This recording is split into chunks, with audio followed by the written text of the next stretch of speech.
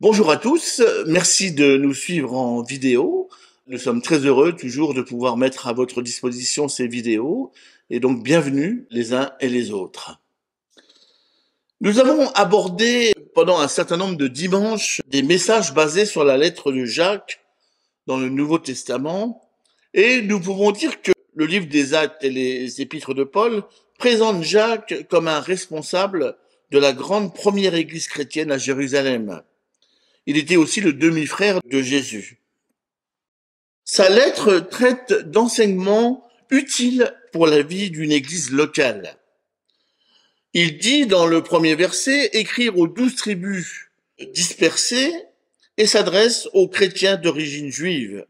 Mais nous pouvons étendre la portée de cette lettre à n'importe quelle église chrétienne locale. Je ne sais pas si vous connaissez Bible Project, qui est une chaîne diffusée sur YouTube. Si vous ne connaissez pas, je vous la recommande, car dedans, les personnes qui l'ont créée traitent de tous les livres bibliques et d'un grand nombre de thèmes bibliques, et donc je vous recommande d'aller voir si jamais ça vous intéresse. Concernant cet épître de Jacques, ou cette lettre de Jacques, ils y résument plein d'enseignements contenus dans cette lettre. Par exemple, il cite le favoritisme vs amour. Hein. C'est la mode aujourd'hui de mettre vs, hein, donc je mets vs aussi. Favoritisme vs amour. Et on peut citer dans le livre de Jacques l'exemple des versets 8 et 9 du chapitre 2. Si vous accomplissez la loi royale, selon l'écriture, tu aimeras ton prochain comme toi-même, vous faites bien. Mais si vous faites exception de personne, vous commettez un péché, vous êtes condamnés par la loi comme des transgresseurs.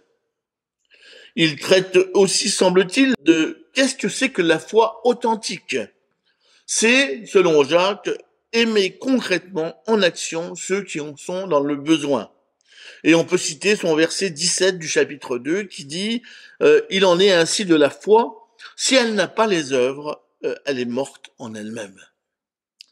Il parle aussi du problème avec notre langue. Et 3 passages de cet épître nous parlent de faire attention à ce que l'on dit. Et je cite par exemple le verset 6 du chapitre 3 qui dit « Eh bien la langue est pareille à un feu, c'est un monde de mal installé dans notre corps, elle infecte notre être entier, elle enflamme tout le cours de notre existence d'un feu provenant de l'enfer même. » Et il continue d'ailleurs dans ce passage à dire « Mais il ne faut pas que ça n'en soit ainsi, mes frères. » Donc un avertissement.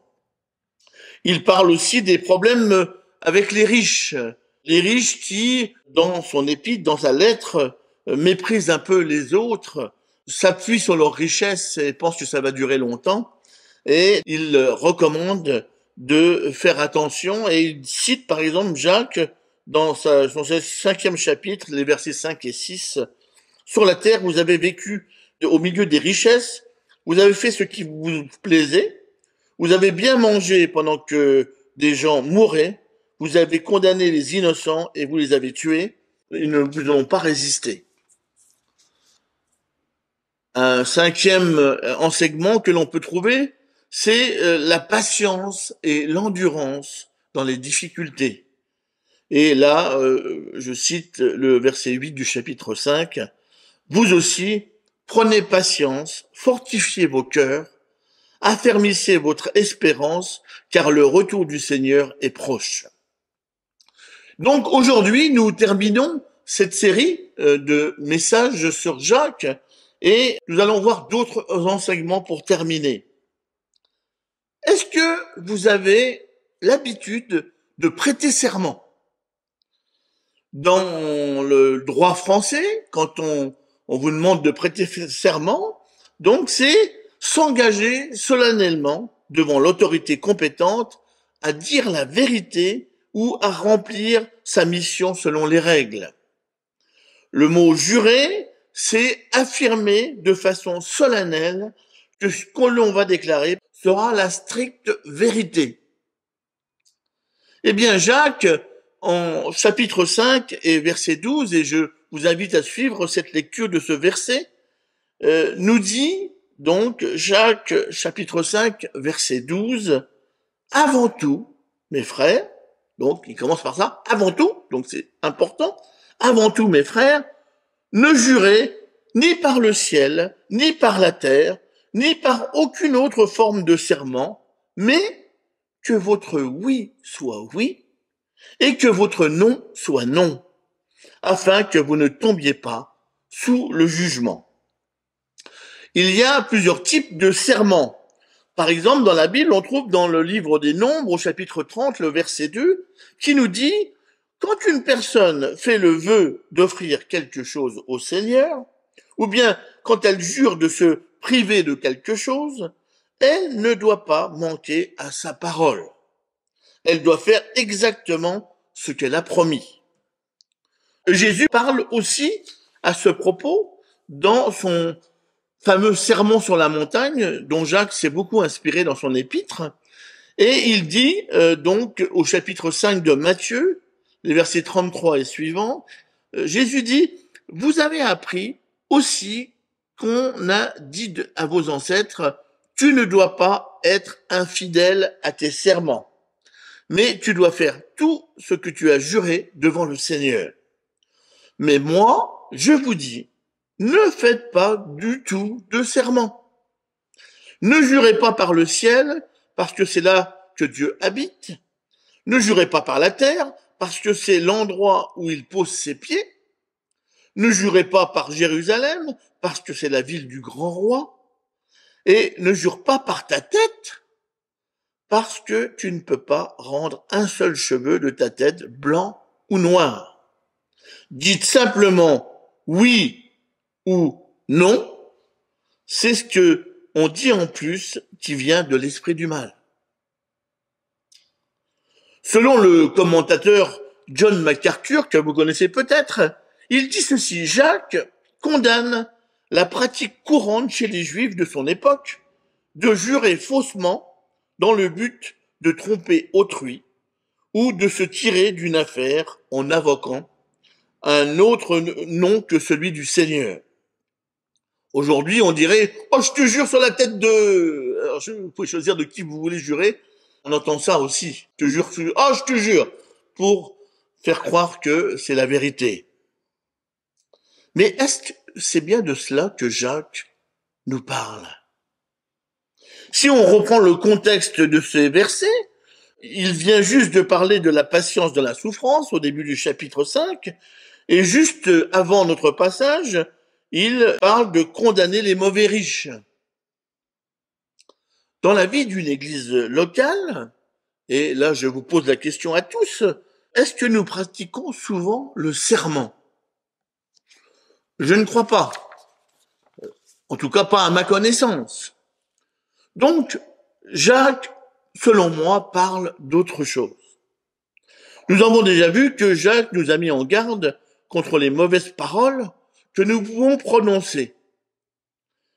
Ici donc, il nous encourage, selon moi, à dire la vérité dans nos paroles. Il nous parle de tenir parole dans nos engagements, ce qui est important. Il nous parle aussi de ne pas nous engager à la légère envers quelqu'un ou envers les responsables de l'Église pour accomplir une tâche pour laquelle on s'est porté volontaire. Et je me risque même d'aller plus loin, mais ça n'engage que moi. Je nous recommande de dire la vérité à quelqu'un qui nous demande si ça va, et on lui répond oui pour éviter les explications. Quand ça ne va pas, il faut le dire. Ainsi, nous pouvons prier les uns pour les autres, plutôt que de dire « oh, ça va ». Je nous recommande aussi de dire non à quelqu'un qui nous demande un service ou une visite alors qu'on ne veut pas le faire. Mais à qui on va dire oui parce qu'on n'a pas le courage de dire non. Que notre oui soit oui, que notre non soit non. C'est de cela, je pense, que Jacques parle. Seule la vérité nous rend libres et ainsi nous ne faisons pas le jeu du diable. Soyons vrais, frères et sœurs, soyons vrais dans nos paroles et nos actes. Jacques continue, et là je vous invite à suivre la suite du passage à partir du verset 13. Jacques 5, verset 13. Quelqu'un parmi vous est-il dans la souffrance? Qu'il prie. Quelqu'un est-il dans la joie? Qu'il chante. Quelqu'un parmi vous est-il malade? Qu'il appelle les anciens de l'Église et que ceux-ci prient pour lui en faisant sur lui une application d'huile au nom du Seigneur. Le souhait de la foi sauvera le malade et le Seigneur le relèvera. S'il a commis des péchés, il lui sera pardonné. Reconnaissez donc vos péchés les uns devant les autres et souhaitez-vous du bien les uns aux autres pour que vous soyez guéris. La prière du juste, mise en œuvre, a beaucoup de force. Élie était un être humain de la même nature que nous. Il pria avec instance pour qu'il ne pleuve pas et il ne tomba pas de pluie sur la terre pendant 3 ans et 6 mois. Puis il pria de nouveau, alors le ciel donna de la pluie et la terre produisit son fruit. Mes frères, si quelqu'un parmi vous s'est égaré de la loin de la vérité et qu'un autre l'y ramène, qu'il sache que celui qui ramène un pécheur de la voie où il s'était égaré sauvera sa vie de la mort et couvrira une multitude de péchés. Beaucoup de choses dans ces quelques versets. La Bible a noté commente ce passage par toute souffrance et toute joie dans la vie du chrétien doivent se transformer en prière et en cantique. Toute souffrance et toute joie doit se transformer en prière et en cantique. Toutes les émotions profondes de son cœur, donc là il parle du croyant, sont pour lui un danger. Ils peuvent devenir, dans les mains de l'ennemi, un moyen de le faire tomber. La prière et les chants de louange sont des armes contre lui. Voilà ce que dit la Bible à noter. Vous connaissez sûrement les versets de Éphésiens 5 qui nous dit « Entretenez-vous par des psaumes, par des hymnes et par des cantiques spirituels, chantant et célébrant de tout votre cœur les louanges du Seigneur. Rendez continuellement grâce pour toutes choses à Dieu le Père, au nom de notre Seigneur Jésus-Christ. » Ce que je trouve bien dans le verset 13, c'est l'équilibre. Ceci doit nous inciter lors de nos vies personnelles de prière. Pas que prier pour nos peines, mais aussi bien annoncer nos joies. Cela nous pousse aussi à bien connaître des chants de toutes circonstances, des chants d'encouragement pour nos peines. Ne crains pas la tempête, reste tranquille, la paix viendra, relève donc ta tête, etc., etc. Mais aussi des chants de joie. Oh, quel beau soleil dans mon âme, il éclaire, illumine tout, etc. Bien sûr, il y a bien d'autres chants plus récents pour notre jeunesse. J'entends déjà mes filles qui disent « Pauvre papa et ses vieux chants ». Nous avons aussi dans ces versets la dimension communautaire face à un malade avec cette mystérieuse onction d'huile. Voyons quoi en faire. Dans l'Ancien Testament, l'onction d'huile était pratiquée pour consacrer les ministères de souverain sacrificateur, de prophètes et de rois. Mais cela est sans rapport avec notre passage.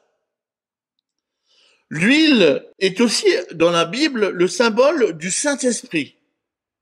Et là, peut-être, ça se rapproche plus de ce passage. De plus, à cette époque, en Orient, c'était une pratique familière d'oindre les malades avec de l'huile. Nous avons des exemples dans la Bible, par exemple en Marc 6, où il est dit au verset 13, « Il chassait beaucoup de démons, faisait des applications d'huile à beaucoup de malades et les guérissait. » Il s'agit de la mission que Jésus donne à ses apôtres, aller et guérir et prêcher l'évangile. Ou encore, nous avons le passage très connu, mais un Samaritain qui arrivait, vous voyez près de lui la personne attaquée, fut ému lorsqu'il le vit, il s'approcha, banda ses plaies et y versa de l'huile et du vin. Puis il le plaça sur sa propre monture, le conduisit à une hôtellerie et prit soin de lui. Remarquez tout de même que dans le passage de Jacques, c'est la prière qui sauve le manage, mais pas l'huile. Donc, effectivement, c'est plus un symbole qu'un produit magique. N'allez pas dévaliser les magasins pour acheter tous les litres d'huile que vous allez pouvoir trouver. En plus, le passage dit que c'est les anciens qui doivent s'y coller. Bien sûr, nous n'allons pas souscrire à la pratique de l'extrême onction pratiquée par nos amis catholiques qui basent cet acte sur ce passage de Jacques. Car ici, il s'agit de guérir, mais pas d'accompagner à la mort. Plusieurs interprétations sont faites de ce passage de la prière et de l'onction d'huile. La première interprétation, c'est il faut, quand on est malade, appeler les anciens pour la guérison physique de la personne. Il s'agit d'une intercession, c'est-à-dire que il faut prier à la place de cette personne. Et ici, ce sont les anciens qui prient avec foi. En plus de la guérison physique, est ajouté le pardon des péchés. Seulement, Jésus ne nous a jamais promis de nous guérir de toutes nos maladies. Alors, c'est pas forcément convaincant cette interprétation, mais pourquoi pas? Alors préparez-vous les anciens, il va y avoir de la demande. La deuxième interprétation, c'est que la maladie dont il est parlé ici n'est pas physique, mais spirituelle, due au péché de la personne que Dieu pardonnera et relèvera puisqu'il y a prière avec foi et repentance. Il faut donc confesser les péchés aux anciens pour que rien de caché empêche la guérison spirituelle. C'est la deuxième interprétation. Il existe une troisième interprétation. Et là, je cite, peut-être vous le connaissez, McGowan, sur le site Croire et Publications, qui est un site tiré des cahiers de l'école pastorale, un site issu de la Fédération baptiste et membre du CNEF, qui donne une autre interprétation donc à ce texte. Je vous la livre. Après avoir parlé dans les premiers versets du chapitre 5, des souffrances que connaissent les enfants de Dieu, Jacques nous parle ensuite de 4 cas de figure, de 4 types de personnes que l'on rencontre dans l'Église dans le cadre de la persécution ou de l'épreuve. Tout d'abord, au verset 13, il parle de la personne qui souffre, mais qui tient le coup. Elle doit prier. Ensuite, il nous parle à l'opposé de la personne qui est dans la joie malgré l'épreuve. Tout comme Paul et Silas en prison à Philippe, par exemple. Cette personne, donc, doit chanter des cantiques ou des psaumes. Ensuite, au verset 14, suivant cette même progression logique, Jacques parlerait du cas de la personne qui se voit faible face à l'épreuve et qui serait en danger de renoncer à sa foi. Cette personne doit faire appel aux représentants de l'Église afin qu'il prie en loyant d'huile. Enfin, au verset 20, nous avons le cas du frère qui a effectivement renoncé à la foi et qui s'est égaré loin de la vérité. Cette personne doit savoir qu'elle peut compter sur l'aide de l'Église, surtout quand elle ne sera pas elle-même en mesure de prendre une quelconque initiative. Quelle que soit l'interprétation que vous choisissez, La seule chose importante reste dans le texte, la prière qui est efficace en toutes circonstances. Ça, pas besoin d'interprétation, c'est clair et net dans le passage. La prière est efficace en toutes circonstances. Le passage nous dit qu'il est comme nous. De qui parle-t-on? De Élie. Oh là!